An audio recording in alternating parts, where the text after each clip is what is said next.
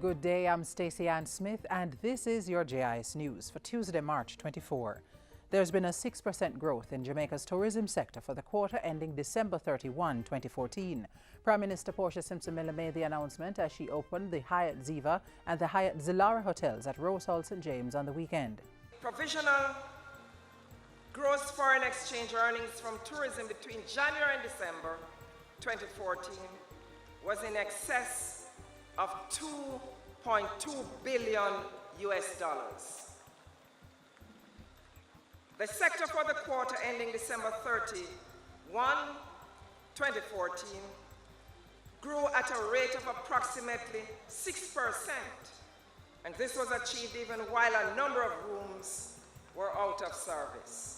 The Prime Minister also reiterated government's promise to meet growth projections and build the economy while improving the quality of lives for all Jamaicans. As we move to achieve this goal, we have kept sharp focus on creating a more vibrant economic environment in our country for businesses, whether small, medium, or large, local or foreign. Our goal is to facilitate win-win investments that will bring you a good rate of return and also create the jobs we desire for our people. In the meantime, Tourism Minister Dr. Wickham McNeil welcomed the dual-branded 620-room all-inclusive resorts, saying the $85 million investment was a show of confidence in Jamaica.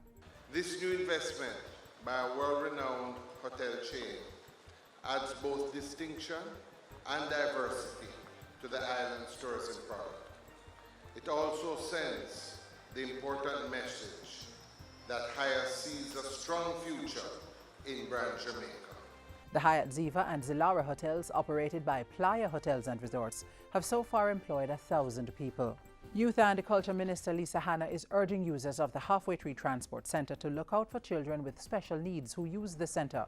At a Pondicana reasoning session at the Transportation Centre Friday, Ms. Hanna said she had received reports that disabled children were being abused at the bus terminus. And I'm asking you, if you see someone do it, you can also report it to the Office of the Children's Registry or the CDA. But I'm asking you first and foremost to love all children. And rather than do something to bully children with special needs or disabilities, try and help them. Can you do that? So if you see someone take their money, report it to one of the officers here. If you see someone spit on them, speak out about it. The National Irrigation Commission is having a major problem with vandals who destroy its systems and others who steal the water. Recently we came across the matter, I think it was on YouTube, we're told, of Canal Splash in our own Spanish town where communities block the canal and they have parties and they promote it. It's illegal and it really diminished the quality of the service, and we are working with the communities and the leadership to stem that. Speaking at a recent JIS think tank, NIC Director of Engineering Milton Henry said the Commission had suffered almost $3 million in damage, affecting 12 of its consumer meters. Another 4 of its locations have been vandalized.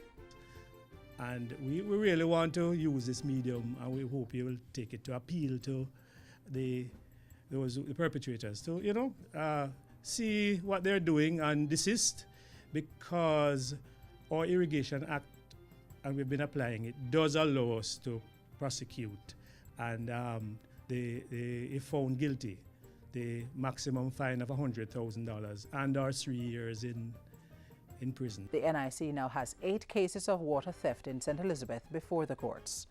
46 residents of Douglas Castle in St. Anne are now wired to the national grid thanks to a $4 million project by the Rural Electrification Program, REP.